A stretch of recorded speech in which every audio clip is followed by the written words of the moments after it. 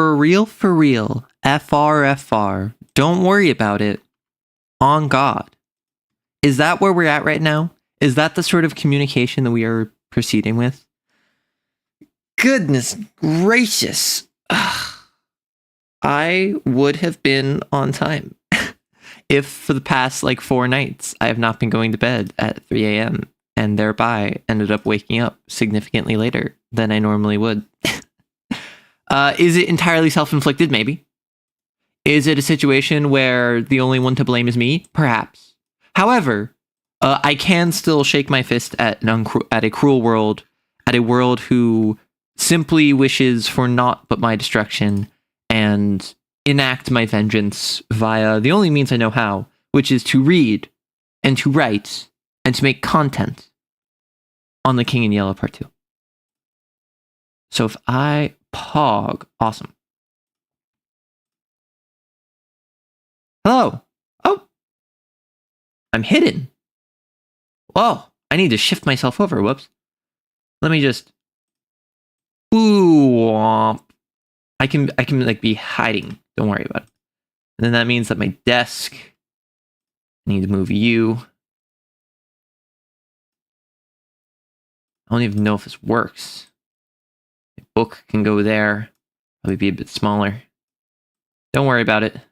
All is well. In that case, I guess my T should probably get moved. And it'll be half hidden. It'll be set dressing. And then what I'm currently reading is, of course, going to be cut off. Perfection. This is optimal UI placement. Hello. Hi. Welcome to either the VOD if you're watching this once it goes public, or if you're in members chat. Hi. Hey, I can. Oh my gosh, my voice. Hey, I can. Today is the final day of King in Yellow. Some would say that this was the closing act, the denouement of the King in Yellow. I say this is simply one more integration of nonsense to the Chambers universe, because every single stream, no, not every single, I was going to say every single stream I've had a new favorite. I started with Repair of Reputations, then I really liked The Mask. Court of the Dragon I did not like. I enjoyed the Yellow Sign, but it was not more favorite than The Mask. Demoiselle D, he was an absolute simp. Prophet's Paradise did not enjoy. It was a collection of poems. I did not enjoy it. Street of the Four Winds, I enjoyed. I thought it was all right. Street of the First Shell, that was my favorite after The Mask. Once I read The Mask, I then proceeded to like the Street of the First Shell more. And then Street of Our Lady of the Fields beat that one out. I am currently at the point where it is Street of Our Lady of the Fields, then Street of the First Shell, then The Mask, then The Yellow Sign, then Street of the Four Winds, then The Repair of Reputations, then Demoiselle D, then Court of the Dragon, then Prophet's Paradise. So now, the very final conclusion, the climax of Chambers' monolithic King in Yellow. Rubati. Let's do it. For let philosopher and doctor preach, for let philosopher and doctor preach of what they will and what they will not. Each is but one link in an eternal chain that none can slip, nor break, nor overreach. See, something that I'm curious about is, okay, so there's 2 poems. Because a lot of these start with poem, and a lot of these start with French. Not all of them are French, not all of them are a poem, but this title is Rue Barry. This is Barry Street. So I'm kind of curious as to why. Oh, I need to ping this on the server. Oops. I nearly didn't do one of the few things that I have to do when I go live. Final stream for the King in Yellow. Wee woo. Wee woo. Wee woo. As always, it's members chat. But it will go public right after. Live now.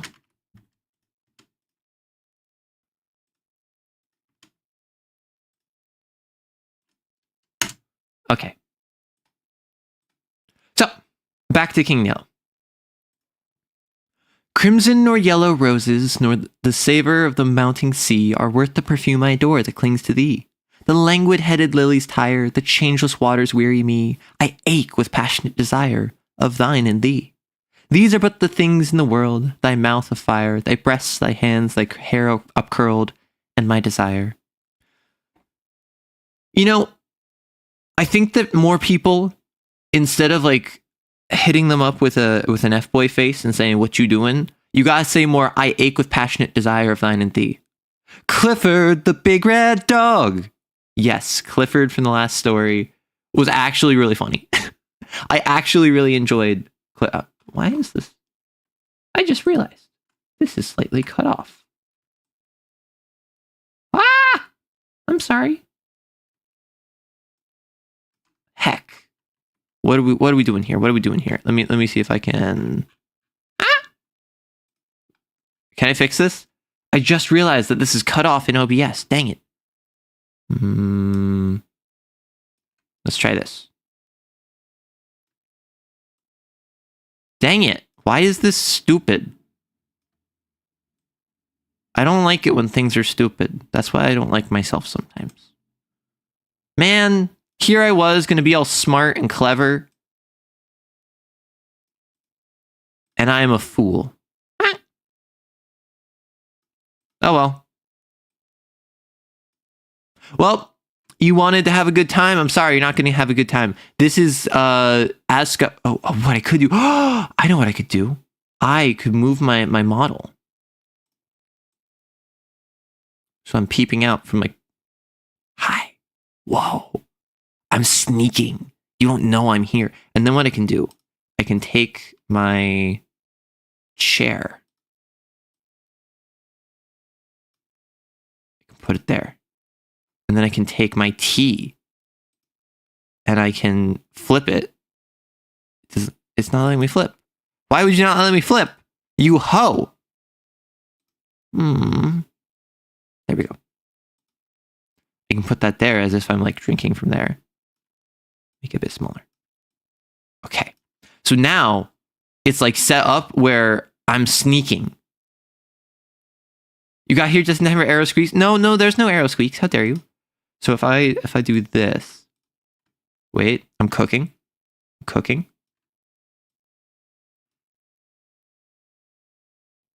This is incredible. I think I'm a genius. Have you ever seen someone as just intelligent as me? I don't think you have, because I don't think that exists. Look at this. I'm incredible. Have you seen anything quite like this? This is so stupid. I'm so sorry. Anyway, this is what you're going to look at now. I'm going to be sneaking by underneath the text. If I ever get surprised, I can go like, whoa! But aside from that, King Yell is way over there. Because I'm not allowed to read the second act. Anyway, one morning, is someone home? Huh. I didn't realize that one of my roommates was here. I just heard noise in the background. I'm like, oh no. Oh, wait. Kueller, you're right. This is about Clifford. Clifford was so silly. I'm so happy. Okay. One morning at Julian's, a student said to Selby, "This is Foxhole Clifford," pointing with his brushes at a young man who sat before an easel, doing nothing. Selby, shy and nervous, walked over and began, "My name is Selby. I just arrived in Petty and bring a letter of introduction." His voice was lost in the crash of a falling easel, the owner of which promptly assaulted his neighbor, and for the time the noise of battle roiled throughout the studio of MM. Boulanger and Lefebvre. What a name. Presently subsiding into a scuffle on the stairs outside, Selby, apprehensive as to his own reception in the studio, looked at Clifford, who sat serenely watching the fight. "It's a little noisy in here," said Clifford, "but you do know the fellows when you... But you will like the fellows when you know them." His unaffected manner delighted Selby. Then, with a simplicity that won his heart, he presented him to half a dozen students with as many nationalities. Some were cordial, all were polite. Even the majestic creature who held the position of messier, unbent enough to say, "My friend, when a man speaks French as well as you do, and is also a friend of Monsieur Clifford, he will have no trouble in the studio. You expect, of course, to fill the stove until the new man comes?" "Of course. And you don't mind chaff?" "No," replied Selby, who hated it. Okay, like... Again, it's simple, but just, oh, you don't mind this? No, I don't, he said, hating it. He does mind it. You can finally catch one of these streams. Hey, I want this. We have a little bit of a silliness because I decided that instead of being at my normal spot, I will be down here. Okay, question. Is it funnier if my chair is here, like I'm sitting in the chair? Or is it funnier if my chair is back? Ah! Or is it funnier if my chair is back in the normal spot? Like, what are we feeling? I feel like it might be funnier if my chair is in the normal spot, but I just brought my tea over here and I'm just sitting on, I'm getting my floor time in. Funnier if I'm out of the chair? That's what I thought. Because like the book's over there, the chair's over there, but I brought my tea over here because I'm on the floor. But yeah, so it's something as simple as Selby being like, I don't mind that. I actually hate it. It's so silly.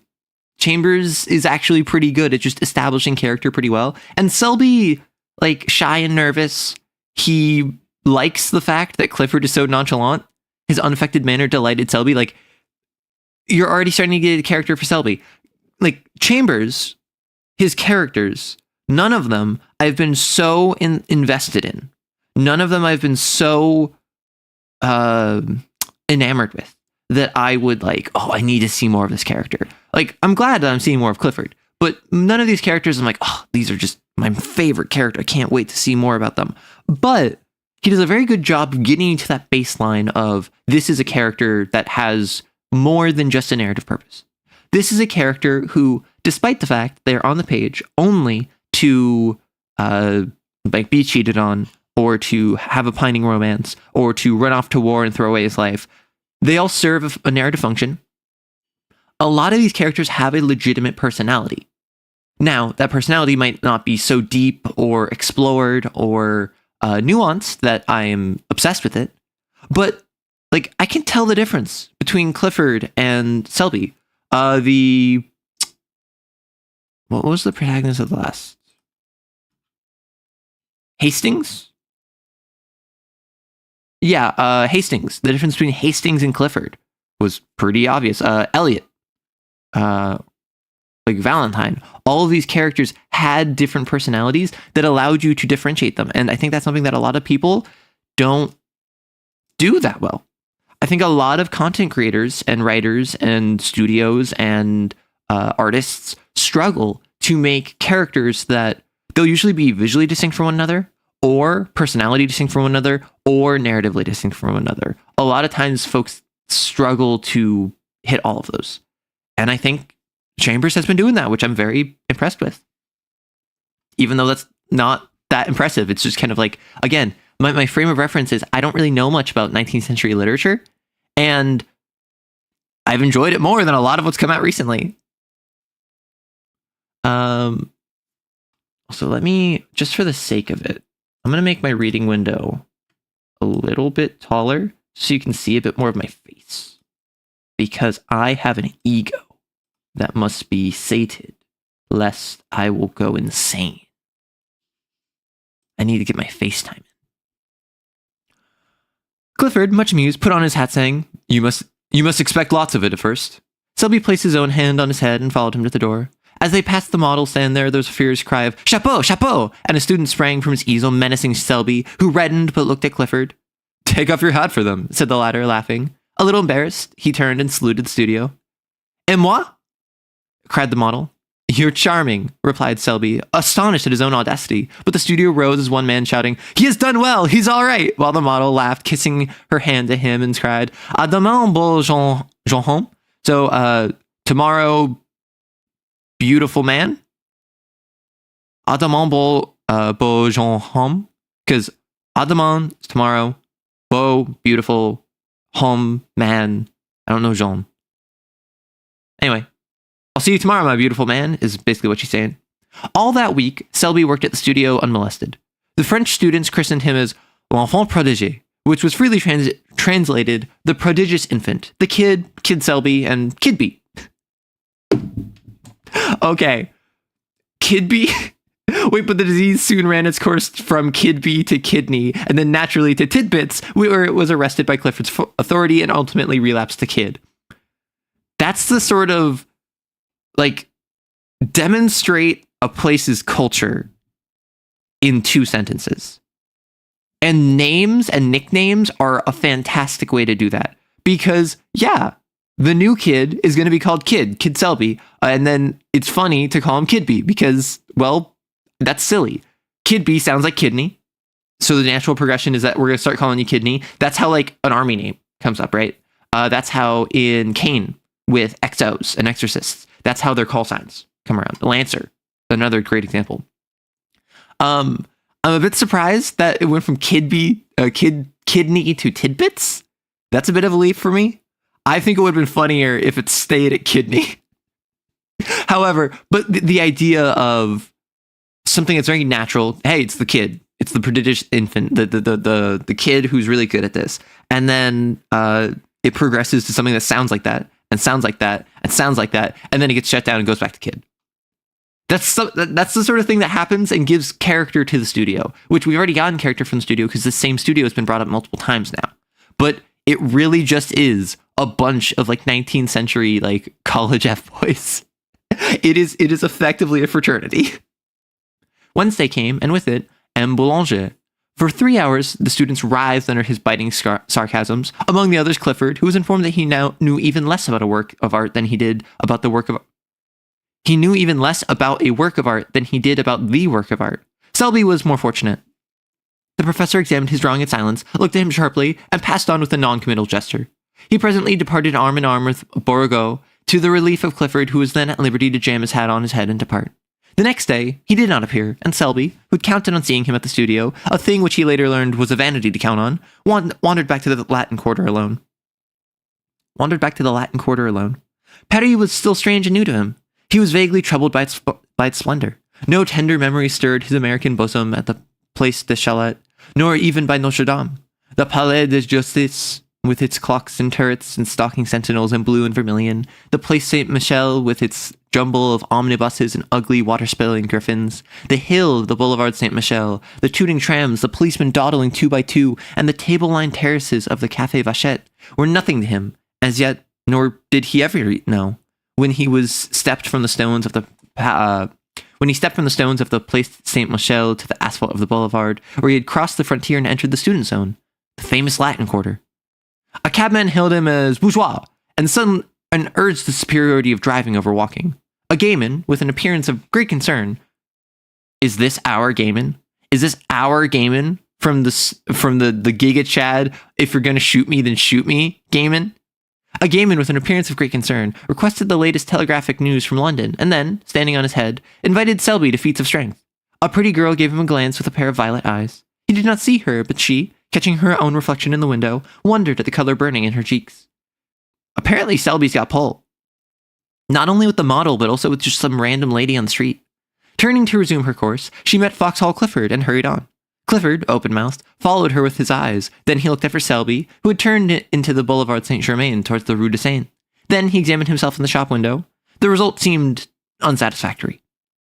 I'm not a beauty, he mused, but neither am I a hobgoblin. What does she mean at blushing by Selby? I never before saw her look at a fellow in my life. Neither has anyone in the quarter. Anyway, I can swear she never looks at me, and goodness knows I've done all that respectable adoration can do. I'm not a beauty, but neither am I a hobgoblin. Let's close our eyes and look in a mirror. With our eyes closed, of course. And just repeat our affirmations for the day. I am not a beauty, but neither am I a hobgoblin. I am not a precious triple donkey. I am not a tatterdemalion. I am far from a strumpet, lest that is the career path I wish to walk. I am simply a college student, studying abroad in Petty, with absolutely no morals or qualms about breaking the hearts of every single person around me. Like, holy heck. If you know anything about Clifford, you know he is an F-boy. You know he sleeps around. You know that apparently he's been, like, doing it for a year with at least Valentine. Holy heck. This, I don't know. I'm just so amused. I'm just so amused at the unironic usage of I'm not a beauty, but neither am I a hobgoblin. The insults and the shade in this story, and I think just because of 19th century literature, is so funny to me and is stuff I want to use more. I already call my friends troglodytes. I call my friends mongrels and cretins because I don't curse. I have to be creative. So if I can just call you a hobgoblin and you think of something other than D&D, that's a win. He sighed and, murmuring a prophecy concerning the salvation of his immortal soul, swung into that graceful lounge which at all times characterized Clifford. With no apparent exertion, he overtook Selby at the corner and, together, they crossed the sunlit boulevard and sat down under the awning of the Café du Cercle. Clifford bowed to everyone on the terrace, saying, "You shall meet them all later, but now let me present you to the Cites of Petty, Mr. Richard Elliot and Mr. Stanley Roden." The Cites looked amiable and took vermouth. "You kept the studio today," said Elliot, suddenly turning on Clifford, who avoided his eyes. "To commune with nature," observed Rowden. "What's her name this time?" asked Elliot, and Rowden promptly answered, "Name, Yvette. Nationality, Breton." "Wrong," replied Clifford blandly. "It's Rue Betty." The subject changed instantly, and Selby listened in surprise to names which were new to him, and eulogies of the latest Prix de Rome winner. He was delighted to hear opinions boldly expressed and points honestly debated, although the vehicle was mostly slang, both English and French. He longed for the time where he too should be plunged into the strife for fame. The bells of St. Sulpice struck the hour, and the palace of the Luxembourg answered chime on chime. With a glance at the sun dipping low in the golden dust behind the Palais Bourbon, they rose and turned to the east, crossed the boulevard Saint-Germain, and sauntered towards the École de Médecine. At the corner, a girl passed them, walking hurriedly. Clifford smirked, Elliot and Rowden were agitated, but they all bowed, and, without raising her eyes, she returned their salute. But Selby, who had lagged behind, fascinated by some gay shop window, looked up to meet two of the bluest eyes he had ever seen. The eyes were dropped in an instant, and the young fellow hastened to overtake the others. "By Jove," he said, "do you fellows know I've just seen the prettiest girl?" An exclamation broke from the trio. An exclamation broke from the trio, gloomy, foreboding, like a chorus in a Greek play. "Rue Betty!" "What?" Selby cried, bewildered. "What?" Selby cried, bewildered. The only answer was a vague gesture from Clifford. 2 hours later, during... "Oh, is she Rue Betty?" "What?" Rue Betty is Buddy Street. So I assume that she's like, they don't know her name and they just know she's on or from Bury Street? Bury Street? I don't know. 2 hours later, during dinner, Clifford turned to Selby and said, "You want to ask me something. I can tell by the way you fidget about it." "Yes, I do," he said innocently enough. "It's about that girl. Who is she?" In Rowden's smile, there's pity. In Elliot's, bitterness. "Her name," said Clifford solemnly, "is unknown... Right. She's just the girl on Betty Street. Is unknown to anyone, at least." He added with much conscientiousness, "As far as I can learn. Every fellow in the quarter bows to her, and she returns the salute gravely, but no man has ever been able to obtain more than that.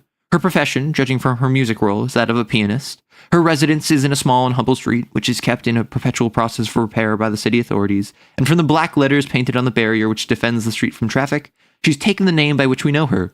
Rue Betty. Mr. Rowden, in his imperfect knowledge of the French tongue, calls our attention to it as Rue Berry." "I didn't," said Rowden hotly. "And Rue Berry or Rue Betty is today an object of adoration in every... I'm not going to say that word. In the quarter. We are not that," corrected Elliot. "I am not."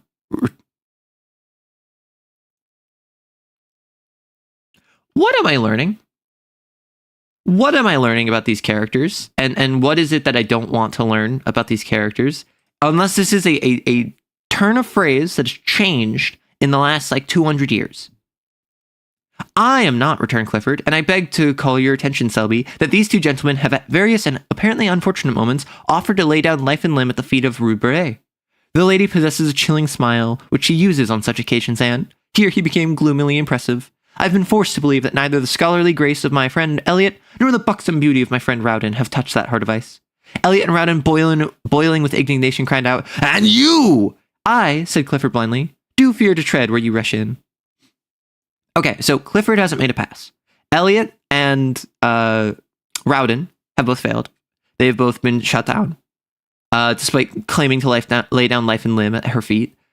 Selby's going to do it. Selby's going to win the Queen of Ice, not by being an absolute F-boy, not by being an absolute player, but by simply being his cool, innocent self. That's a running theme in this story, I will say, particularly with the previous one. 24 hours later, Selby had completely forgotten Rue Beret. During the week, he worked with might and main at the studio, and Saturday night found him so tired that he went to bed before dinner and had a nightmare about a river of yellow ochre in which he was drowning. Sunday morning, apropos of nothing at all, he thought of Rupere, and 10 seconds afterwards, he saw her. It was in the flower market on the Marble Bridge. She was examining a pot of pansies. The gardener had evidently thrown heart and soul into the transaction, but Rupere shook her head. It is a question whether Selby would have stopped then and there to inspect a cabbage rose had not Clifford unwound for him the yarn of the previous Tuesday. It is possible that his curiosity was piqued, for, with the exception of a hen turkey, a boy of 19 is the most openly curious biped alive. Again, very good way of delivering exposition. I didn't know how old Selby was, and generally the characters are between like 18 to like 25, in that general range. It is possible that his curiosity was piqued, for with the exception of a hen turkey, a boy of 19 is the most openly curious biped alive. Figurative language works. I understand exactly what they mean, and it's funny. It's silly. I appreciate that description. And obviously communicates that he is 19, which we're going to learn that like Rupere is like 14 and it's going to be super weird. But what matters is that this is exactly how you can portray exposition in a way that is concise, first of all, but also just interesting. The focus of this is not that he is 19. The focus of this is his curiosity, and his curiosity is being compared to that of a hen turkey, which obviously is a weird, obscure reference to make. It's not one that you would make. Well, I suppose Chambers is making it seriously, but it's not one you would make straight-laced, right? You're using it for the absurdity of it. So the focus of this illusion, of this comparison, is that he's a curious individual, and it's a comedic moment with the hen turkey. But then also you're providing that he's 19. And that's just good writing. And part of why I'm enjoying reading Chambers is because I'm able to look at writing tropes and stylizations and abilities from over 100 years ago that are still applicable today. That is the same sort of thing that you can do today, and it will enhance your writing. From 20 until death, he tries to conceal it. But to be fair to Selby, it is also true that the market was attractive. Under a cloudless sky, the flowers were packed and heaped along the marble bridges to the parapet. The air was soft. The sun spun a shadowy lacework among the palms and glowed in the hearts of 1,000 roses. Spring had come, was in full tide. Okay, so this is presumably a couple months after Street of the First Shell. I don't know when Street of the Lady of the Field was, because this is spring and Street of the First Shell was very firmly in winter because it was snowing everywhere. Interesting. Nice little progression of time. The watering carts and sprinklers spread freshness over the boulevard. The sparrows had become vulgarly obtrusive, and the credulous Seine angler anxiously followed his gaudy quill, floating among the soapsuds of the lavoirs. The white spiked chestnuts clad in tender green vibrated with the hum of bees. Shoddy butterflies flaunted their winter rags among the heliotrope.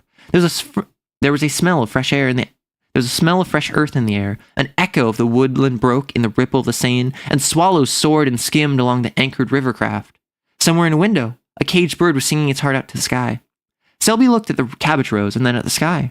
Something in the song of the caged bird may have moved him, or perhaps it was that dangerously sweetness of the air in May. At first, he was hardly conscious he had stopped, that he was scarcely conscious why he had stopped, that he thought he would move on, though he thought he wouldn't. Then he looked at Rupere. The gardener said, "Mademoiselle, this is undoubtedly a fine pot of pansies." Rupere shook her head. The gardener smiled. She evidently did not want the pansies. She had bought many pots of pansies there, 2 or 3 every spring, and never argued. What did she want then? The pansies were evidently a feeler towards a more important transaction. The gardener rubbed his hands and gazed about him. "These tulips are magnificent. These hyacinths." He fell into a trance at the mere sight of the scented thickets. "That," murmured Rue, pointing to the splendid rosebush with her furled parcel, but in spite of her voice trembled a little. Selby noticed it, more shame to him that he was listening, and the gardener noticed it, and burying his nose in the roses, scented a bargain. Still, to do him justice, he did not add a centime to the honest value of the plant, for, after all, Rue was probably poor, and anyone could see she was charming. 50 francs, mademoiselle. The gardener's tone was grave. Rue felt that argument would be wasted. They both stood silent for a moment. The gardener did not eulogize his price. The rose tree was gorgeous, and anyone could see it. I'll take the pansies, said the girl, and drew 2 francs from a worn purse. Then she looked up. A teardrop stood in the way, refracting the light like a diamond, but as it rolled down a low corner of her nose, a vision of Selby replaced it, and with a brush of the handkerchief had cleared the startled blue eyes, Selby himself appeared, and very much embarrassed. He instantly looked up into the sky, appeared devoured with a thirst for astronomical research, and as he continued his investigation for full 5 minutes, the gardener looked up too, and so did a policeman. Then Selby looked at the tip of his boots, the gardener looked at him, and the policeman slouched on. Rue Beret had been gone for some time. What, said the gardener, may I offer, monsieur? Selby never knew why, but he suddenly began to buy flowers. The gardener was electrified. Never before had he sold so many flowers, never at such satisfying prices, and never with such absolute unanimity of opinion with a customer. But he missed the bargaining, the arguing, the calling of heaven to witness. The transaction lacked spice. These tulips are magnificent. They are, cried Selby warmly. But alas, they are dear. I will take them. Do, murmured the gardener in perspiration. He's madder than most Englishmen. This cactus is gorgeous. Alas, send it with the rest. The gardener braced himself against the river wall. That splendid river rose, he began faintly. That is a beauty. I believe it is 50 francs. He stopped, very red. The gardener relished his confusion. Then a sudden cool self-possession took the place of his momentary confusion, and he held the gardener with his eye and bullied him. I'll take that bush. Why did the young lady not buy it? Mademoiselle's not wealthy. How do you know? Dame, I sell her many pansies. Pansies are not expensive. Those are the pansies she bought? These, monsieur, the blue and gold. Then you intend to send them to her? At midday after the market. Take this rose bush with them, and here he glared at the gardener. Don't you dare say from whom they came. The gardener's eyes were like saucers, but Selby, calm and victorious, said, Send the other to the Hotels de Dissonant, 7 Rue de Tonon. I will leave directions with the concierge. Then he buttoned his glove with much dignity and stalked off, but when well around the corner and hidden from the gardener's view, the conviction that he was an idiot came home to him in a furious blush. 10 minutes later, he sat in his room in the Hotel de Dissonant, repeating with an imbecilic smile, What an ass I am, what an ass! An hour later, he found in the same chair, in the same position, his hats and gloves still on, his stick in his hand. But he was silent, apparently lost in contemplation of his boot toes, and his smile was less imbecilic and even a bit more retrospective. Okay, so she's poor. Interesting. She doesn't have money, which, again, what I'm kind of getting from this is just like the last story. It's a rich guy who, despite like the kind of corruption of his surroundings, is pure, and he falls in love with this struggling young woman who is absolutely gorgeous. Everyone loves her, but in this case, she also, quote unquote, is pure in the sense that like she hasn't been sleeping around, she hasn't been engaging in the behaviors of the Latin Quarter. Presumably, she may have been, but given that no one has been able to so much as like get her name, I assume that she hasn't. So this strikes me very much as a similar mutual pining, will they, won't they, even though they're definitely going to get together situation. I'm a bit less excited for this, partially because I just read something similar in the Street of Our Lady at the Field, but also because Valentine actively was talking, right? Valentine was an active character. When Hastings was pursuing her, he was talking to her one-on-one. She was talking with Clifford. She was going off and doing her own thing. This strikes me much more as this is only going to follow Selby. And Selby is going to be pining from afar and trying to win her over with flowers and gifts and learning more about her. And then they're going to, oh my gosh, my name is blah, blah, blah. That's what I think it's going to be. But most of the other stories, I have been wrong in some capacity, even with The Mask. I called that the woman was going to be in the solution. She was going to be stoned and she was going to be a statue. I did not expect the story was going to continue from there. I expected the story was going to end on this horrific moment where she's turned into a statue and she's the most beautiful thing, but oh no, the horror. And it turns out that she survived. It turns out that in The Mask, she got unthawed. She became unstatuified. I was not expecting that. but it was very... It was a pleasant conclusion. So I'm looking forward to something like that here.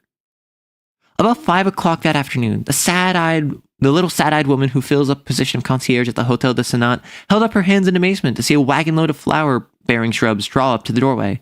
She called Joseph, the interpretive garçon who, while calculating the value of the flowers in petits verres, gloomily disclaimed any knowledge as to their destination. Voyons, said the little concierge. Cherchons la femme. You? He suggested. The little woman stood a moment pensive and sighed. The little woman sighed a moment pensive and then sighed. Stood a moment pensive and then sighed. Joseph caressed her nose, a nose for which Godives could vie with any floral display. Then the gardener came in, hat in hand, and a few moments later Selby stood in the middle of the room, his coat off, his shirt sleeve rolled up. The chamber originally contained, besides the furniture, about 2 square feet of walking room, and now this was occupied by a cactus.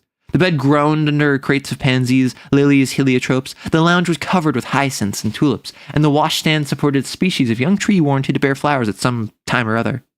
Clifford came in a little later, fell over a box of sweet peas, swore a little, apologized, and then, as the full splendor of the flora burst upon him, sat down in astonishment upon a geranium. The geranium was a wreck, but Selby said, "Don't mind," and glared at the cactus. "Are you going to give a ball?" demanded Clifford. No, I'm very fond of flowers," said Selby, but the statement lacked enthusiasm. Is it just me, or is Selby an absolute twink? Like, Selby was distracted by a gay little shop. He's obsessed with flowers. He's super shy. Like, immediately is attracted to Clifford and how unfazed and unflattered he is, or like unflapped he is by a fight going on. Absolute twink behavior. I should imagine so. Then after silence, that's a fine cactus. Selby contemplated the cactus, touched it with an air of a connoisseur, and pricked his thumb. Clifford poked a pansy with his stick. Then Joseph came in with the bill, announcing the sum total in a loud voice, partly to impress Clifford, partly to intimidate Selby into disgorging a pourboire, which he would share if he chose with the gardener. Clifford tried to pretend that he had not heard, while Selby paid bill and tribute without a murmur. Then he lounged back into the room with an attempt at indifference, which failed entirely when he tore his trousers on the cactus. Clifford made some commonplace remark, lighted a cigarette, and looked out the window to give Selby a chance. Selby tried to take it, but getting as far as, "Yes, spring is here at last," froze solid. He looked at the back of Clifford's head, expressed volumes. Those little perked up ears seemed tingling with suppressed glee. He made a desperate effort to master the situation, and jumped up to reach for some Russian cigarette in an incentive to conversation, but was foiled by the cactus, to whom again he fell prey. The last straw was added. Damn this cactus! The observation was wrung from Selby against his will, against his own instinct of self-preservation, but the thorns of the cactus were long and sharp, and the repeated prick, his pent-up wrath escaped. It was too late now, it was done, and Clifford had wheeled around. See here, Selby, why the deuce did you buy those flowers?" "I'm fond of them," said Selby. "What are you going to do with them? You can't sleep here." "I could, if you'd help me take the pansies off the bed." "Where would you put them? Where can you put them?" "Couldn't I give it to the concierge?" As soon as he said it, he regretted it. What in heaven's name would Clifford think of him? He had heard the amount of the bill. Would he believe that he had invested in these luxuries as a timid declaration to his concierge? And would the Latin Quarter comment upon it in their own brutal fashion? He dreaded ridicule, and he knew Clifford's reputation. Then somebody knocked. Selby looked at Clifford with a hunted expression that touched the young man's heart. It was a confession and at the same time, a supplication. Clifford jumped up, threaded his way through the floral labyrinth, and putting an eye to the crack of the door said, "Who the devil is it? The graceful style of reception is I can't read, I'm sorry. This graceful style of reception is indigenous to the quarter." "It's Elliot," he said, looking back, "and Rowden too, and they're bulldogs." Then he addressed them through the crack. "Sit down by the stairs. Selby and I are coming out directly." Discretion is a virtue. The Latin Quarter possesses few, and discretion seldom figures on that list. They sat down and began to whistle. Presently Rowden called out, "I smell flowers! They feast within." "You ought to know Selby better than that," growled Clifford behind the door, while the others hurriedly exchanged his torn trouser for others. "We know Selby," said Elliot with emphasis. "Yes," said Rowden. "He gives receptions with floral decorations and invites Clifford while we sit on the stairs." "Yes, well, the youth and beauty of the quarter revel," suggested Rowden then, with sudden misgiving. "Is Odette there?" "See here," demanded Elliot. "Is Colette there?" There he raised his voice in a plaintive howl. "Are you there, Colette, while I'm kicking my heels on these tiles?" "Clifford is capable of anything," said Rowden, his nature soured by Rue Barré sitting on him. Oh my. Clifford is capable of anything. His nature is soured since Roubaret sat on him. I understand they mean in the sense of like, he hasn't been able to get anything from Roubaret. He hasn't been able to court her. But like, knowing Clifford, to hear a random girl sat on him, Posies and roses. Probably for her, added Elliot, caressing his bulldog. Clifford turned his sudden suspicion upon Selby. The latter hummed a tune, selected a pair of gloves, and, choosing a dozen cigarettes, placed them in a case. Then, walking over to the cactus, he deliberately detached the blossom, drew it through his buttonhole, and, picking up a stick and hat, smiled upon Clifford, at which the latter was mightily troubled. Monday morning at Julian's, students fought for places. Students with prior claims drove away others who had been anxiously squatting on coveted tabourets since the doors were opened, in hopes of appropriating them at roll call. Students squabbled over palettes, brushes, portfolios, or rent the air with demands for cercery and bread. The former, a dirty ex-model, who had in palmier days posed as Judas, now dispensed stale bread at one sew and made enough to keep himself in cigarettes. Monsieur Julien walked in, smiled a fatherly smile, and walked out. His disappearance was followed by the apparition of the clerk, a foxy creature who flitted through the battling hordes in search of prey. 3 men who had not paid dues were caught and summoned. A 4th was scented, followed, outflanked, his retreat towards the door cut off, and finally, he's captured behind the stove. About that time, the revolution assuming an acute form, howls rose for Jules! Jules came, umpired 2 fights with a sad resignation but in his big brown eyes, shook hands with everybody and melted away in the throng, leaving an atmosphere of peace and goodwill. The lions sat down with the lambs, the massiers marked the best places for themselves and friends, and, mounting the model stands, opened the roll calls. The word was passed. They began with C this week. They did. Clisson! Clisson jumped like a flash and marked his name on the floor and chalk before a front seat. Caron! Caron galloped away to secure his place. Bang went an easel. Nom de Dieu in French. Where is he? Where in the hell? Where in hell are you going? In English. Crash! A paintbox fell with brushes and all on board. Did spat. These censors are so odd to me because sometimes they censor it. Sometimes they don't. So I assume it's stuff like damn, which has been censored previously. Hell has not been censored previously. I don't know. It's just an odd choice. Which, I don't know if that's like a censorship thing. I don't know if that's a Chambers thing. I don't know if it's a 19th century thing. It's just odd to me. Crash! A paint box fell with brushes and all on board. Dieu de spat. It's so odd to me. Like the censorship and the interjections are really throwing off my rhythm for this section. Which, like, for instance, Canon galloped away to secure his place. Bang went an easel. If that's a interjection, I think I'd put that in quotes, or at the very least, like quotes, italics. At the very least, I would, because like bang went an easel is effectively saying the easel said bang, right? Functionally. So bang with the easel, I think I would do quotes, because just exclamation point followed by a non-capitalization throws me off. Same with crash, a paint box. Yeah, like crash strikes me as its own interjection. Crash, a paint box fell with brushes and all on board. Dieu did spat, a blow. See, in this case, spat is followed by a new sentence. A blow, a short rush. A short rush? This one paragraph is throwing me off significantly more than everything else in this entire book. Caron galloped away to secure his place. Bang went an easel. Nom de Dieu in French. Where in the hell are you going? In English. Crash! A paintbox fell with brushes and all on board. Dieu de spat! A blow, a short rush, a clinch, a shuffle, and the voice of the massier, stern and reproachful. Cochon! Then the roll call was resumed. Clifford! The massier paused and looked up, one finger between the leaves of the ledger. Clifford! Clifford was not there. He was about 3 miles away in a direct line and every instant increasing the distance. Not that he was walking fast. On the contrary, he was strolling with that leisurely gait peculiar to himself. Elliot was beside him, and 2 bulldogs covered his rear. Elliot was reading Gil Blas, from which he seemed to extract amusement. but deeming boisterous mirth unsuitable to Clifford's state of mind, subdued his amusement to a series of discreet smiles. The latter, moodily aware of this, said nothing, but leading the way into the Luxembourg Gardens, installed himself upon a bench by the northern terrace and surveyed the landscape with disfavor. Elliot, according to the Luxembourg regulations, tied the 2 dogs and then with an interrogative glance towards his friend, resumed the Gil Blas in the discreet smiles. The day was perfect. The sun hung over Notre Dame, setting the city in a glitter. The tender foliage of the chestnuts cast a shadow over the terrace, and flecked the paths and walks with tracery so blue that Clifford might have found encouragement for his violent impressions had he but looked. But, as usual in his period of his career, I thought that was violet for a second.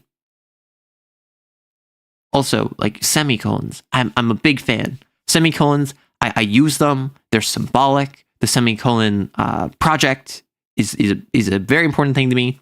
However, my guy, when you have a sentence that long, you don't need a semicolon. The tender foliage of the chestnuts cast a shadow over the terrace and flecked the paths and walks with tracery so blue that Clifford might have found encouragement for his violent impressions had he but looked. But as usual in his period of his career, his thoughts were anywhere but except his profession. Around about, the sparrows quarreled and chattered their courtship songs, the big rosy pigeons sailed from tree to tree, the flies whirled in the sunbeams, and the flowers exhaled 1,000 perfumes, which stirred Clifford with a languorous wistfulness. Under this influence he spoke. "Elliot, you are a true friend." "You make me ill," replied the latter, folding his paper. "It's just as I thought. You're tagging after some new petticoat again. And," he continued wrathfully, "if this is why you've kept me away from Julian's for, it is up to me to fill up with the perfections of some little idiot." "Not idiot," remonstrated Clifford gently. "See here," cried Elliot, "have you the nerve to try to tell me again that you're in love again?" "Again?" "Yes, again and again and again. By George, have you?" "This," observed Clifford sadly, "is serious." For a moment, Elliot would have laid hands on him. Then he laughed from sheer helplessness. "Oh, go on. Let's see. There's Clemence and Marie Telep and Cosette and Elphin, Colette, Marie Verdier, all of whom were charming, most charming, but I never was serious. So help me, Moses," said Elliot solemnly. "Each and every one of those names have separately and in turn tore your heart with anguish, and have also made me lose my place at Julian's in the same manner. Each and every one separately and in turn. Do you deny it?" "What you say may be founded on facts, in a way, but give me credit of being faithful to one at a time, until the next came along. But this is really very different. Elliot, believe me, I'm all broken up." "Then there's nothing else to do." Elliot gnashed his teeth and listened. It's Rubere." "Well," observed Elliot with scorn, "if you're moping and moaning over that girl who's given you and myself every reason to wish that the ground would open and engulf us, well, go on." "I'm going on. I don't care. Timidity has fled. Yes, your native timidity. I'm desperate, Elliot. Am I in love? Never did I feel so damn miserable. I can't sleep, honestly. I'm incapable of eating properly. Same systems noted in the case of Colette. Listen, will you? Hold on a moment. I know the rest of by heart. Now, let me ask you something. Is it your belief that Rue Perret is a pure girl?" "Yes," said Clifford, turning red. "Do you love her? Not as you dangle and tiptoe after every pretty inanity. I mean, do you honestly love her?" "Yes," said the other doggedly. "I would." "Hold on a moment. Would you marry her?" Clifford turned scarlet. "Yes," he muttered. "Pleasant news for your family," growled Elliot in a suppressed fury. "Dear father, I've just married a charming grisette, who I'm sure you'll all welcome with open arms, in company with her mother, a most estimable and cleanly wash lady. Good heavens, this seems to have gone a little further than the rest. Thank your stars, young man, that my head is level enough for the both of us. Still, in this case, I have no fear. Rubere sat on your aspirations in a manner unmistakably final." "Rubere," began Clifford, drawing himself up, but he suddenly ceased, for there were the dappled sunlight glowed in the spots of gold. Along the sun-flecked path tripped Rue Beret. Her gown was spotless, and her big straw hat, tipped a little from the white of her forehead, threw a little shadow on her eyes. Elliot stood up and bowed. Clifford removed his head, covering with an air so plaintively, Clifford removed his head covering with an air so plaintively, so appealing, so utterly humble, that Rue Beret smiled. The smile was delicious, and when Clifford, incapable of sustaining himself on his legs for sheer astonishment, toppled slightly, she smiled again in spite of herself. A few moments later, she sat on a chair on the terrace and, drawing a book from her music roll, turned the pages, found the place, and then, placing it open downwards her lap, sighed a little, smiled a little, and looked over the city. She had entirely forgotten Vauxhall Clifford. Shot through the heart, and you're to blame. Ooh, right through his soul. After a while, she took up her book again, but instead of reading, began to adjust her rose in her corsage. The rose was big and red. It glowed like fire there over her heart, and like fire it warmed her heart now fluttering under the silken petals. Rubere sighed again. She was very happy. The sky was so blue, the air so soft and perfumed, the sunshine so caressing, and her heart sang with her, sang to the rose in her breast. This is what it sang. Out of the throngs of passers-by, out of the world yesterday, out of the millions passing, one has turned aside to me. So her heart sang under her rose on her breast. The two big mouse-colored pigeons came whistling by, and alighted on the terrace, where they bowed and strutted and bobbed, and turned until Rubere laughed in delight, and looking upon, beheld Clifford before her.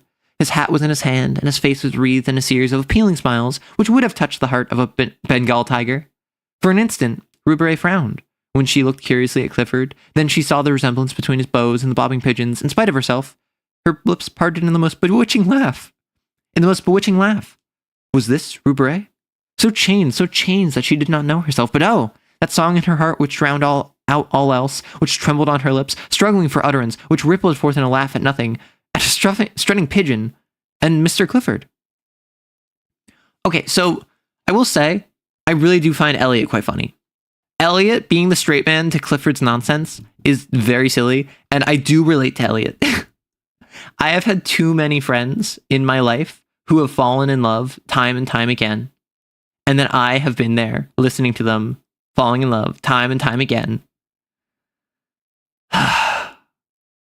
And I feel his anger. I feel his frustration. I feel Elliot, and the fact he's such a low energy character, which, if you are talking about writing, if you're talking about acting, if you're talking about particularly live performance, like in TTRPGs, if you want to play a low energy character, you have to very loudly be a low energy character. It's a stereotype to like sigh in response to everything and shake your head around when you're disappointed. Hello? I suppose you don't want me talking about low energy characters. All right, I'm sorry. Cars were just going off outside. I have learned that when you want to make a low energy character, I'm a fan of very subtle writing. I know writers that use subtext, and they're all cowards. I'm a coward. I like using subtext. When I write, I prefer to have subtlety in my writing. I prefer to have minor references that build upon one another. And I'm not going to say that like I'm a master of the craft or anything that can make you realize something without even realizing that you realized it. But I do enjoy subtle hints building upon one another that once you get the reveal, you're like, of course, obviously, the hints were all there. But I do think that there is something to, if you have something like Elliot, someone like Elliot, who is a very low energy character, who's a very shut down the conversation character, he is the straight man to everyone around him. You need him to aggressively be the straight man to a point. I think in a play, in a show, in acting, you need to be a bit more aggressive. But like in the page, you can kind of get away with a bit less aggressiveness. But like I remember taking theater classes, and one of the things that my teacher said was like, hey, when you have a low or a high energy character, you need to sell it high energy no matter what. You need to aggressively be low energy. You need to aggressively be high energy. You need to full frontally be the character, because otherwise the audience won't be able to pick up on it, because subtlety is really hard to pick up on in a play in particular. Because in a play, it's all live. You're far away. There are generally multiple characters on the stage. And so if I want to demonstrate that I am disapproving of Clifford's dalliances, I can't say something so subtle as, oh, so you fell in love with again, and just leave it at that. Like, I could, and that is subtle writing, and I think that does work for a story. I think that works for a show. But for a play in particular, that's the sort of deal where you kind of need to go further in, and that's why I'm liking the fact that even in a short story like this, in all the short stories, Elliot is pretty aggressively low energy. He's pretty aggressively the grounding unit to Clifford, which makes him a good foil. The stronger your characterization, the deeper the foil connection can go. I think Elliot is a stronger character intensity-wise than Clifford, because everything Elliot does relates back to being this kind of like really perpetually perturbed college student that cannot have any fun in life, even though he will like enjoy his buddy's time. Whereas Clifford has some nuance to him. I would say Clifford is a deeper character, has more seemingly contradictory aspects of himself and more mixed agendas, which makes him a more interesting character. But he is able to get a foil in Elliot, despite Elliot being like a tertiary character, because Elliot is so deeply one thing or two things, right? And I think that that's a very important lesson to remember. That's a very important idea to recall. You can have characters that are deep. You can have characters that are very high energy or like intense, aggressive, forward facing. They don't have to be the same. You can have different mix and matching in a story. And here it works quite well. Elliot works very well to support Clifford. I don't think Elliot would be able to support his own story, but Elliot can support Clifford's story, which is very good. Or Clifford Ian Hastings' story, for instance. I will say, Rue Beret, not doing it for me. I'm sorry. Like, I get that you're like the most beautiful woman that like anyone has ever laid their eyes on. Get a personality, girl. And by that, you might be like a piano player who is the absolute sweetest thing, and like you have elegance and class to you. Get a personality, girl. I'm not saying that you on your internals don't have personality. I'm saying you don't know how to express that to other people. Maybe it's because you're shy. Maybe it's because you're scared that they'll get the wrong signal. Maybe it's because you're purposely pulling that back. But like, girl, you are a romance love interest. You gotta have some personality other than just being hot and also poor and also a pianist. And you think because I shall salute the students and you think because I return the salute of the students in the quarter that you may be received in particular as a friend. I do not know you, monsieur, but vanity is man's other name. Be content, Monsieur Vanity. I shall be punctilious. Oh, most punctilious in returning your salute. But I beg, I implore you, let me render you that homage so long as... Oh dear, I don't care for homage. Let me only be permitted to speak to you now and then, occasionally, very occasionally. And of you, one on another. Not at all. I will be discretion itself. Discretion? Why? Her eyes are very clear, and Clifford winced for a moment, but only for a moment. Then the devil of recklessness seized him. He sat down and offered himself, soul and body, goods and chattels. All the time he knew he was a fool, and the infatuation is not love, and that each word he uttered bound him in honor from which there was no escape. And all the time, Elliot was scowling down on the Fountain Plaza and savagely checking both bulldogs from their desires to rush to Clifford's rescue, for even they felt there was something wrong, as Elliot stormed within himself and growled maledictions. When Clifford finished, he glowed in a glow of excitement. When Clifford finished, he finished in a glow of excitement, but Rue Beret's response was long in coming, and his ardors cooked with a... Oh no, Clifford is cooked! His ardors cooled while the situation slowly assumed its just proportions. Then regret began to creep in, but he put that aside and broke out again in protestations. At the first word, Rue Beret checked him. I thank you, she said, speaking very gravely. No man has ever offered me marriage. She turned and looked over the city. After a while, she spoke again. You offered me a great deal. I'm alone. I have nothing. I am nothing. She turned again and looked at Paris, brilliant, fair in the sunshine of the perfect day. He followed her eyes. Oh, she murmured, it is hard. It's hard to work always alone with never a friend you can have in honor, and the love that is offered means the streets, the boulevard, where passion is dead. I know it. We know it. We others who have nothing, have no one, and who give ourselves unquestioningly. When we love, yes, unquestioning, heart and soul know the end. She touched the rose on her breast. For a moment, she seemed to forget him, and then quietly, I thank you. I'm very grateful. She opened the book and, plucking the petal from the rose, dropped it between the leaves. Then, looking up, she said gently, I cannot accept. It took Clifford a month to entirely recover. Oh my gosh, you're almost as much of a simp as that one guy from the Demoiselle D. It took Clifford a month to entirely recover, although at the end of the first week, he was pronounced convalescent by Elliot, who was an authority, and his convalescence was aided by the cordiality with which Roubaret acknowledged his solemn salutes. 40 times a day, he blessed Roubaret for her refusal and thanked his lucky stars, and at the same time, oh, wondrous heart of ours, he suffered the tortures of the blighted. Elliot was annoyed, partly by Clifford's reticence, partly by the unexplainable thaw and the frigidity of Roubaret. At their frequent encounters, when she, tripping along the Rue de Seine, with music roll and the big straw hat, would pass Clifford and his familiars, steering an easterly coast to the Café Vachette, and at the respectful uncovering of the band, would color and smile at Clifford, Elliot's slumbering suspicions awoke. But he never found out anything, and finally gave up as beyond his comprehension, merely qualifying Clifford as an idiot and reserving his opinion of Roubaret. And all this time, Selby was jealous. At first, he refused to... Oh, I forgot about Selby. At first, he refused to acknowledge it to himself and cut the studio for a day in the country, but the woods and fields and of course aggravated his case. The brooks babbled of Roubaret, and the mowers calling to each other across the meadow ended in quavering, Roubaret. That day spent in the country made him angry for a week, and he worked That day in the country made him angry for a week, and he worked sulkily at Julian's, all the time tormented by a desire to get to where Clifford was and what he might be doing.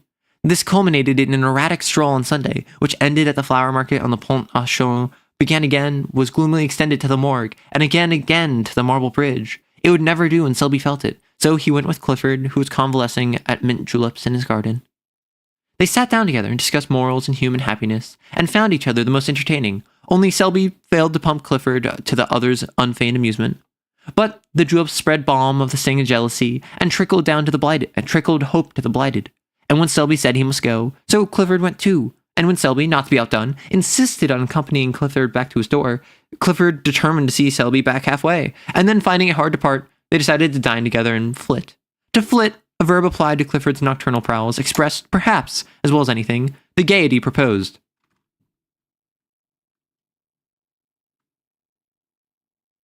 Oh my. I'm not even gonna, I have already gone on 4 tangents this story about the gaiety of this story, of how yaoi this is coded. I'm not even gonna, that's one of the stronger ones, I will say. Dinner was ordered at Mignon's, and while Selby interviewed the chef, Clifford kept a fatherly eye on the butler. The dinner was a success, or was of the the dinner was a words are hard. The dinner was a success, or was of the sort generally termed a success. Toward the dessert, Selby heard someone at a great distance say, "Good Selby, drunk as a lord." A group of men passed near them. It seemed to him that he shook hands and laughed a great deal, and that everybody was very witty. There was Clifford opposite, swearing undying confidence in his chum Selby, and there seemed to be others there, either seated behind them or continually passing with a swish of skirts on the polished floor. The perfume of roses, the rustle of fans, the touch of rounded arms, and the laughter grew vaguer and vaguer. The room seemed enveloped in mist. Then, all in a moment, each object stood out painfully distinct. Only forms and visages were distorted and voices piercing. He drew himself up, calm, grave, for the moment master of himself, but very drunk. He knew he was drunk, and was guarded and alert, as keenly suspicious of himself as he would have been a thief at his elbow. His self-command enabled Clifford to hold his head steady under some running water, and repair to the street considerably the worse for wear, but never suspecting that his companion was drunk. For a time, he kept his self-command. His face was only a bit paler and a bit tighter than usual. He was only a trifle slower and more fastidious in his speech. It was midnight when he left Clifford's peacefully slumbering in someone's armchair, with a long suede glove dangling in his hand and a plumy boa twisted around his neck to protect his throat from drafts. He walked through the hall and down the stairs and found himself on the sidewalk in a quarter he did not know. Mechanically, he was looking up at the name of the street. The name was not familiar. He turned and steered his course towards some lights clustered at the end of the street. They proved further away than he had anticipated, and after a long quest, he came to the conclusion that his eyes had mysteriously removed from their proper places and had been reset on either side of his head like those of a bird. It grieved him to think of this inconvenience this transformation might have occurred. It grieved him to think of the inconvenience this transformation might occasion him, and he attempted to cock up his head, hen-like, to test the mobility of his neck. Then an immense despair stole over him. Tears gathered in his tear ducts. His heart melted, and he collided with a tree. What? He's so drunk, he thinks he has prey eyes. and then he slams his face into a tree. I don't know what's happening. I'm not gonna lie. I assume he's on Rue Beret. I assume he's so plastered he just slammed into a tree. He held his course pretty well and strayed but little, and after apparently interminable length, found himself passing a line of cabs. The brilliant lamps, red, yellow, green, annoyed him, and he felt it might be pleasant to demolish them with his cane. But, mastering his impulse, he passed on. Later, an idea struck him that it would save fatigue to take a cab, and he started back with the intention, but the cabs already seemed so far away, and the lanterns were so bright and confusing that he gave it up, and pulling himself together, looked around. A shadowed mass, a huge, undefined, rose to his right. He recognized the Arc de Triomphe, and gravely shook his cane at it. Its size annoyed him. He felt it was too big. So I guess Selby's the opposite of a size king. Then he heard something fall, clattering to the pavement, and probably thought that it was his cane, but it didn't matter much. When he had mastered himself and regained control of his right leg, which betrayed symptoms of insubordination, he found himself traversing the Place de la Concorde, at a place which threatened to land him at the Madeleine. This would never do. He turned sharply to the right, and crossing the bridge past the Palais Bourbon, at a trot and wheeled into the Boulevard Saint-Germain. He got on well enough, although the size of the War Office struck him as a personal insult. He really takes issue with things that are big. Bro's got a complex. He must be a bit of a Napoleon, which he is in France, so. He got on well enough, although the size of the War Office struck him as a personal insult, and he missed his cane, which it would have been pleasant to drag along the iron rails as he passed. It occurred to him, however, to substitute his hat, but when he found it, he forgot that he wanted it for and replaced it upon his head with gravity. Then he was obliged to battle with a violent inclination to sit down and weep.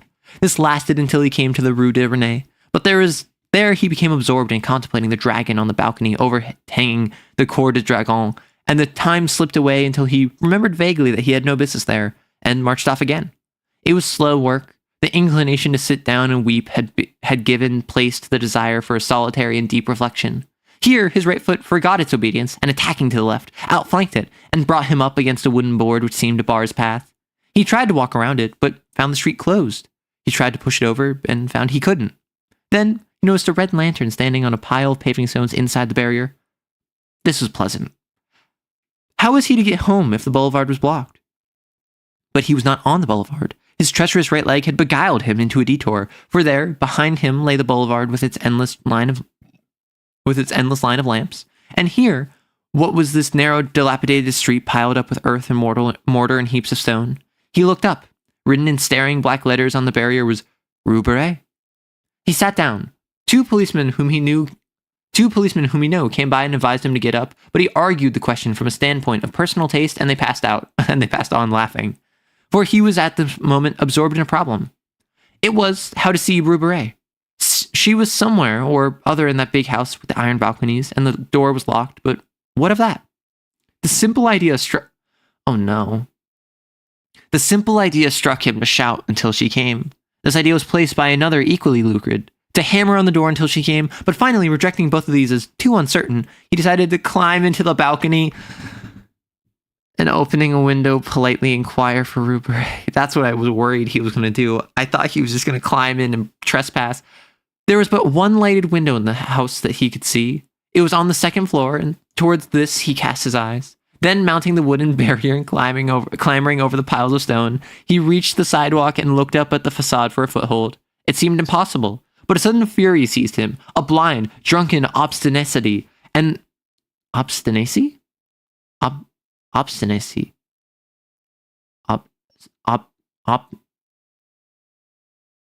Obstinacy? I know obstinance. Obstinacy? I feel like there should be an N there. Drunken obstinacy, and the blood rushed to his head, leaping, beating his ears like the dull thunder of an ocean. He set his teeth, springing at the window sill, dragged himself up and hung to the iron bars. Then, reason fled.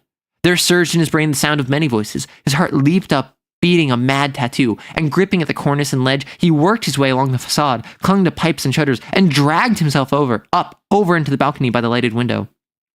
His hat fell off and rolled against the pane. For a moment, he leaned breathless against the railing. Then the window was slowly opened from within. They stared at each other for some time. Presently, the girl took 2 unsteady steps back into the room. He saw her face, all crimson now. He saw her sink into her chair by the lamplit table, and without a word, he followed her into the room, closing the big door panes behind him. Then they looked at each other in silence. Girl, why did you open the window? The room was small and white. Everything was white about it. The curtain bed, the little washstand in the corner, the bare walls, the china lamp, and his own face, had he known it. But the face and neck of Rue were surging in the color that dyed the blossoming rose tree there on the hearth beside her. It did not occur to him to speak. She seemed not to inspect it. Her mind was struggling with the impressions of the room. The whiteness, the extreme purity of everything occupied him, began to trouble him. As his eyes became accustomed to the light, other objects grew from their surroundings and took the place in the circle of lamplight. There's a piano and a coal scuttle and a little iron trunk and a bathtub. Then there's a row of wooden pegs against the door, with a white chintz curtain covering the clothes underneath. On the bed lay an umbrella and a big straw hat, and on the table a music roll unfurled, an inkstand, a sheet of ruled paper. Behind him stood a wardrobe facing with a mirror, but somehow he did not care to see his own face just then. He was sobering. The girl was looking at him without a word. His face was expressionless, yet the lips at times trembled almost imperceptibly. Her eyes, so wonderfully blue in the daylight, seemed dark and soft and velvet, and the color of her neck deepened and whitened with every breath. She seemed smaller and more slender than when he had seen her in the street, and there was now something in the curve of her cheek almost infantine. When at last he turned and caught his own reflection in the mirror beside him, a shock passed through him, as though he had seen a shameful thing, and his clouded mind and clouded thoughts grew clearer. For a moment their eyes met, then he sought the floor, his lips tightened, and the struggle within him bowed his head and strained every nerve to the breaking. And now it was over, for the voice within had spoken. He listened, dully interested, but already knowing the end. Indeed, it little mattered. The end would always be the same for him. He understood now. Always the same for him. He listened, dully interested, to a voice which grave within him. After a while, he stood up, and she rose at once. One small hand resting on the table. Presently, he opened the window, picked up his hat, shut it again. Then he went over to the rosebush and touched the blossoms to his face. One was standing in a glass of water on the table. Mechanically, the girl drew it out, pressed it with her lips, and laid it on the table beside him. He took it without a word and, crossing the room, opened the door. The landing was dark and silent, but the girl lifted the lamp and, gliding past him, slipped down the tallest stairs to the hallway. Then, unchaining the bolts, she drew open the iron wicket. Through this, he passed with his rose. What? I'm not gonna lie. I have no idea what this was. Like, I understand it was a romance between Selby and Rue Beret. And then Clifford got involved, and Clifford kind of took up the middle third of this, just like Clifford kind of took up the middle third of the Street of Our Lady of the Fields. What? Girl, why are you okay with a man who, presumably late at night, comes up to your second story window and knocks and like stares at you through your balcony, very clearly drunk? I don't care how hot he is. I don't care if you picked up on the fact that he bought you flowers. He said nothing. He communicated nothing. He did not explain himself.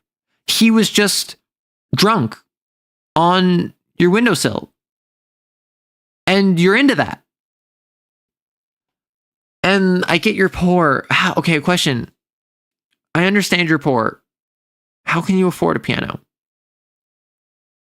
That's a question I have. Like, and I understand it's something where, oh, if you're a pianist, you need to invest in your piano so that you can continue being a pianist, and then it doesn't pay enough to pay off all the other stuff, but you could still afford a piano. That makes sense. However, like, I got the impression, based on the fact that she has like a bed and a wardrobe and a piano and a bathtub and all that in one room, like she's got like a studio apartment. How can she even fit a piano in there? Unless it's like a half piano. I don't. With all due respect, Chambers, you dropped the ball on this one. Like Rue Beret, it had Clifford. I was so excited. This was not it, Chief. This was not what I was hoping for. Tier list, go. Street of Our Lady of the Fields, Street of the First Shell, The Mask, The Yellow Sign, probably Street of the Four Winds, then Repair of Reputations, then I'll say Rue Beret, right above Street of the Four Winds. So Street of Our Lady of the Field, Street of the First Shell, The Mask, The Yellow Sign, Rue Beret, Street of the Four Winds, Repair of Reputations, Demoiselle D, Court of the Dragon, Prophet's Paradise. Boom. All of A King of Yellow done. 19th century novel poor is like upper middle. Okay, that's fair. That's fair. Because, like, this is 19th century aristocratic poor, right? Because novelists in the 19th century rarely had contact with peasants. Yeah. I mean, they regularly had contact with peasants. They regularly had contact with servants, right? Because the 19th century Western European social order was built off of this divide of your aristocracy, peasantry, because the time of serfs had passed by this point, right? But generally, most people were poor. Like, most people in Victorian England were poor, whether you were like a butler or a servant or a maid or a cook or whatever. You were just like a peasant. You were poor, but you might be like middle class, so to speak, if you were a butler or whatever for aristocracy, because you had to take care of yourself and you had to be compensated well enough that you would be able to like live at a really nice estate, right? Social contact, that's fair. A lord's relationship to a servant is the same as yours to your toaster. I would say a lord to the servant is closer to a modern person to like a waiter. Like, if you had like a live-in waiter, because it's not that they're tools and that like you just replace them on a dime or whatever. Like, generally, you invest in a servant and you have a relationship with them. Even if that relationship is entirely transactional, you know, okay, my driver is an alcoholic and they always start drinking at dusk. So despite the fact that I would love to have a driver that is not an alcoholic, I can't just like fire my driver and get a new one. This driver has been serving my family for 40 years. And generally, there'd be familial ties both on the servant and on the lord, right? Because I don't know if you know this, or you probably do know this, but for anyone who doesn't, butlers, maids, these are not just like cleaning people or like house servants. These are people that like you go to butler school to become a butler. You go to maid school to become a maid. It is a trade that you have to actually get certifications for, at least in the modern day, and this is off the back of centuries of social order, where you will like go to butler school and learn how to be a butler, and you have skills and specifications and social expectations of how you not only act, but also what you can accomplish that is different than just someone who is a cleaner of the house, someone who is like a book manager, right? You're expected to have all, if not most, if not all of these skills. Fun fact, Chambers' brother helped design many of the skyscrapers in 1920s New York City and the Old Faithful Inn in Yellow. Oh, really? I actually just recently, like a couple months ago, went to Yellowstone and I saw the Old Faithful Inn because I went by Old Faithful. I was forced through an etiquette class that apparently replaced the social studies credit. How does that replace a social studies credit? What the heck? Because like, I understand if you're being forced to take an etiquette class. I think, personally, I don't think an etiquette class is a bad thing.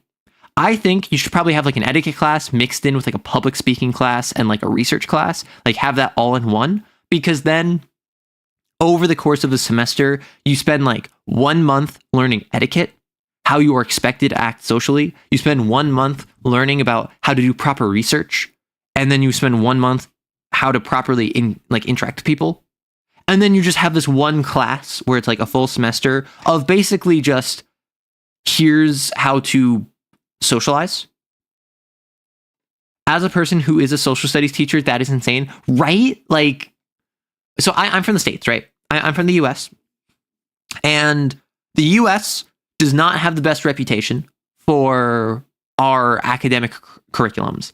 And what a lot of people don't realize is that a lot of states buy books by bulk. And obviously each state is different. But for instance, every school in Tennessee will get the same 8th grade social studies textbook, right? And that's a big issue of why a lot of history books or science books, in order to appeal to Southern buyers, will include certain not true facts and or discredit otherwise credible sources in order to appeal to entire states. Yeah, you're told to only teach the standardized test. Exactly. And that's why there's a huge like lobbying issue in academia, not to mention all of the funding cuts. But I, as someone from the Northeast of the US, I pretty broadly had a good education in terms of like, we talked about from ancient Mesopotamia all the way up through, I don't think we ever discussed anything more recent than like Vietnam. At least I had classes where like over the course of a single day, we discussed everything since the Cold War, right? But in my classes, broadly speaking, we had world history that focused primarily on the Middle East and Egypt, and then China, and then Europe. And then it basically stuck with Europe for the rest of it in like world history. But then we also had like US history, where we talked about the varying thing, like American Revolution, Civil War, Reconstruction, Gilded Age, Jim Crow era, both the World War eras, post-World War era, Vietnam, Cold War. Like we had communication about all this. But that being said, I'm not going to sit here and pretend like everyone has social studies classes that are worth that. But I would say probably like 80% of my social studies credits were absolutely like necessary. Like, yes, did I strictly need to have a ancient history class where we didn't talk about anything more recent than like 800 CE? Probably not. That's not relevant to my day to day. It's useful information. I enjoyed that class. And I'm talking like in middle school, right? Or high school. I'm not even talking at university level. But I enjoyed classes about ancient history. But broadly speaking, it's very important to learn about like what the US did during World War II. It's very important to learn about how absolutely impactful like India was in prehistory, and how that affected the entirety of the Middle East, and then how the Middle East then affected the entirety of the world, and how the entirety of the world then affected India. Like the circular nature of history. That's all really important, even if you as like a 7th grader or you as like an 11th grader don't care. So to have that replaced with an etiquette class is wild to me. Shout out to Wikipedia for carrying my education. Yeah, Wikipedia is something where I have sat here and I have lived my life going from the time where Wikipedia was considered not viable as a source to now, so long as you're not citing it, you can pretty confidently look at Wikipedia and say, okay, I am going to treat this as if it is accurate, because the stringentness of which with Wikipedia will take off misinformation is pretty good. At any individual moment, you can't trust that a Wikipedia article is accurate, but if you look at the same Wikipedia article once a day, every day for a week, over the course of that week, you will probably be able to surmise that it is accurate. Because I've been like, even on like I remember one time I was looking on the Fear and Hunger wiki, and I was reading about that. And one of the main characters, someone changed the wiki to like call him names and like make a bunch of memes about it, and they photoshopped it to make his profile picture girly pop. And that's something where if you did not know about the game, you'd be like, what am I looking at here? I know about the game, and I know that wasn't accurate, and I know that character's memed a whole bunch, so I knew that wasn't accurate. However, if you're just randomly looking to a random Wikipedia article, you can't trust it as gospel. But almost always, you can trust a Wikipedia article to give you a better sense of what something is, and then from there, look deeper at the primary sources. And that's why I went from this time where Wikipedia articles were like, don't even look at them. You can't trust Wikipedia. To now, Wikipedia is more trustworthy than some .gov resources in the US, which is wild to me. One of my social studies teachers made us reenact Ellis Island, and I was a guard changing people's names, and if certain laws were passed, I would have to deny people entry. Oh, so you played Papers, Please in real life. As a historian, my degree is mostly focused on Eastern European history, like the Byzantine Empire. We love that. Fun fact, when I learned about the Byzantine Empire, I misheard my teacher. This is like 7th, 8th grade. And I thought it was the Byzantine Empire with a V. And so for like a couple weeks in my notes, I was writing it the Byzantine Empire. And even to this day, I sometimes have to correct myself where no, it's not the Byzantines, it's the Byzantines. And like, I've played enough like Crusader Kings 3 that now I have enough exposure to the Byzantine Empire that I don't need to worry about that. But it is funny to me that I have had situations where like, I think to myself, are they the Byzantines or the Byzantines? I know I got it wrong initially. So given that I'm thinking about the Byzantines, clearly I got it wrong as the Byzantines and it's actually the Byzantines, right? No. The way 19th century education skimmed past colonialism and then 20th century pretended the rest of the world didn't exist to avoid talking about bad stuff. Okay, so with my education at least, like, we definitely skimmed. So we didn't really talk about African history. Like, really at all. We didn't talk about the colonization of Africa too much. British rule of like India and British colonialism, we talked about a little bit. We actually talked about more about post-imperialism, post-colonial. We talked more about post-colonialism than we talked about colonialism. And at least in my school, is my education, we were told, we were like, it was made very clear of a lot of the stuff that the US did, like Trail of Tears, Japanese internment, the actions of US soldiers in the Pacific Theater during World War II, the war crimes of Vietnam. Like, that was made clear to us, but also I recognize that is not everyone or even most of the people in the US. Like I came from a very privileged position where my mother, in choosing where to live when I was born, specifically wanted an area with a good school. That was a very high priority for her. So I got pretty good schooling. And as a result, I'm not going to sit here and like say I'm some enlightened, like free thinker who knows everything that went on in the world, but I certainly know a lot of the bad stuff that my country has done, which I think legitimately a lot of people who are causing problems right now, I'll say, legitimately don't know the awful things that the US has been up to. And I think that that's a failure of education. California did some diving into colonization of Africa, but we focus more heavily on India and China and the East India. Okay, but like, to be fair, the East India Trade Company was just evil.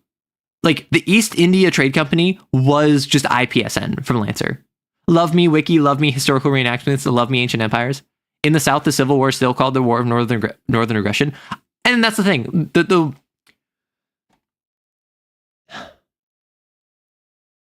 This isn't really part of my brand, so I'm not going to get into it. I'm not an authority. I'm not really going to get into it.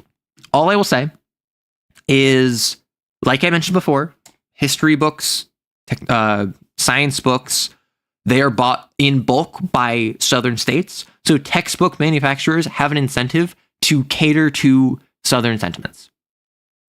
The Southern victory, the War of Northern Aggression, this idealism of times gone by is still real. It is still alive. It is not something that everyone, and I don't believe even most people in the South, like, still believe. And a lot of people in the North are also bad. A lot of people in the North are also discriminatory, also enforce institutions. This is not a situation where South bad, North good. That being said, a lot of the problems are still actively being pushed for by the South. I'm writing a paper talking about Ottoman colonization and the Ottoman trade, which is extremely fascinating and not talked about enough. I have a buddy who he wrote, I don't know what the context for this was. I think it was for a history class in uni. He wrote a paper about the transatlantic slave trade and basically just like did a deep dive into it and the difference and basically why African warlords and tribes and peoples were willing to trade their people into slavery. And based off what he told me after his research, was the conception was closer to older conceptions of slavery, where the idea is that if person X defeats person Y in a fight, in a war, you take their warriors as slaves, as servants, as a lower caste in your tribe. Now you subsume their tribe, their people, and now they are expected, they're closer to indentured servants. Indentured servitude, it was a thing that was very popular in American migration of coming from Europe to the colonies. Was, I can't afford the trip across the sea. I'm going to basically get a ride from someone who I am then going to be an indentured servant to them. I'm going to be serf on their land for like 7 years. That was the common number. So from my understanding of what my buddy did in his research, is that it was like, in Africa, it was the idea of person X beats person Y in a fight. Person Y is now basically like part of person X's community, their tribe, at the lowest social order, with the expectation they will be able to rise in the social order later. And it's not a matter of for life or they're mistreated. They're still treated as a member of the community, just the lowest social order of that community. Kind of like in Rome, where it was not on the same level of just evil that the American trade was. And this was something where it was one of the most horrific and horrifying and inhumane treatments of an entire group in all of human history, because of not just its scale, but also its just depravity. In the North, it's anomaly. In the South, it's standard. And I mean, that's also like where it's also where in the South, like in the same way that in the North, you have rural areas, you have like huge supporters of like a Southern. There are Confederate flags that are flown north of Washington, D.C., which, if you don't know, because you aren't from the U.S., Maryland was not a part of the Confederacy. It stayed a part of the Union. Delaware, New Jersey, Pennsylvania, like there was a clear divide north-south, and people north of the Mason-Dixie fly Confederate flags, which is wild. Fun fact, the Ottoman Empire in Turkey in particular didn't end it until 1923. Gonna pull my collar on in response to that one. Yeah, lost cause romanticism is what that's called. I've heard it called like the Southern Victory, which, just because we're on the topic, funny enough, I was talking to a friend and we both came to the conclusion that a very interesting Cane Lord would be one representing like the lost cause romanticism, Southern Victory, the idea of like someone who's so enmeshed in this and so backwards in their thinking that they legitimately think they lost this golden age, and they manifest a lord which like is bringing back what they see as the golden age. And what I realized very quickly is I'm never going to run that, not because I don't think it could be interesting, but because it gets into too many slippery slopes too quickly. In the same way that personally, I think a centipede for like the Axis powers in World War II would be very interesting, very disrespectful. I feel as though that would be incredibly poor taste, even though thematically it checks out, right? And like those are topics where I'm just like, you could do this. I am not the one to tell this story. I am not the one to run this game. I am not the one to impart this on the world. And that's something where I think that's entirely a personal preference thing. I think that's entirely a where's your personal line. My line is those are such terrible travesties. Those are such hot button issues. Those are such things that people legitimately defend that I personally don't even want to associate with them, even if I'm saying they're bad, right? Just because like In both of those cases, myself and my community were not the ones that got hit hardest. Yes, I'm queer. And yes, in both of those instances, in World War II and also in like Jim Crow era, people like me were hurt. And there are countless people who lost their lives or their dignity or their happiness because they simply wanted to live authentically, as I have the privilege to do now. I'm not going to pretend that like we were top 3, right? I'm not going to pretend that like this is not a trauma Olympics, but I'm not going to pretend that I have any stance to say that like, oh yeah, this is my culture's trauma that I can turn into content, right? And that's just a personal preference. That is a personal stance of mine. There's a country that still had slavery until like 1968, 1986. I mean, also, the last public execution by guillotine was the same year Star Wars came out, right? There's so many things that, and this is just kind of like probably the age of you, right? If you were born in the 80s or later, anything that happened in the 70s or earlier, or probably the 60s or earlier, kind of clumps together. If you were born in the 2000s, anything in like the 80s or earlier probably clumps together. Basically, like 15 years before you were born, basically anything that point and before all kind of lumps into the same camp. If you were born in like, is someone born today probably views like September 11th in the same time frame and cultural climate and zeitgeist as the Vietnam War, because they're so far removed from it, right? Someone born today, they are born like 20 years after September 11th, and the impact of that, they might still be feeling that, but it came and went. It's no longer part of the cultural zeitgeist. It had its impact, just like the Vietnam War had its impact, and we're still feeling the ramifications of that. It's so easy to rope in everything that happened like 15, 20, 25 years from before you were born, just all in the same camp. Like World War II and the Vietnam War, World War I and World War II get roped together so often in discussion and in cultural climate, even though they were very distinct from one another.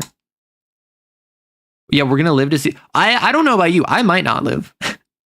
Like, depends on age, depends on what happens. Like, maybe a meteor hits me. Maybe I get hit by Truck-kun and I go to Isekai. At the end of the day, suffering is suffering. We should try to do better. Exactly. And that's why, back to the conversation about history classes and social studies, it is very important to talk about what happened previously and what led up to it. As a lot of people have correctly pointed out, the question, what would you do in World War II Germany, is not that hypothetical anymore. And we're not going to get into it. I do need to go, but I will say, keep yourself safe, keep yourself informed, and remember to give second chances to people who even don't deserve it. Because if I am a jerk and I am hurting you and I am going out of my way to be awful, and then I'm proven wrong, I have no incentive to change my behavior unless the people I hurt are not even like you specifically, but like the group that you're part of. Unless the people who I was nasty to are at least open to allowing me to change. If I'm stonewalled from the people that I've hurt, which I'm not going to sit here and say that you need to like turn the other cheek in response to everything, but like there are definitely cases where I'm a jerk. I hurt you. Professionals have standards, exactly. If I hurt you because I'm a jerk, and then I realize, oh, I was being a jerk, and then my friends are all jerks, and they don't care. They want me to be more of a jerk. They think I'm being a bit of a pansy for not being a jerk. I have no incentive to leave behind all of my friends and stop being a jerk if I don't have anyone that will accept me once I turn over a new leaf. And broadly speaking, I think that if I hurt you in particular, you shouldn't be the one that has to forgive me, right? But I also think that communally, collectively, we need to be better about allowing folks to de-radicalize. And that's my hot take, right? And that's a take that I've always had. I've always had the take of like, I don't know.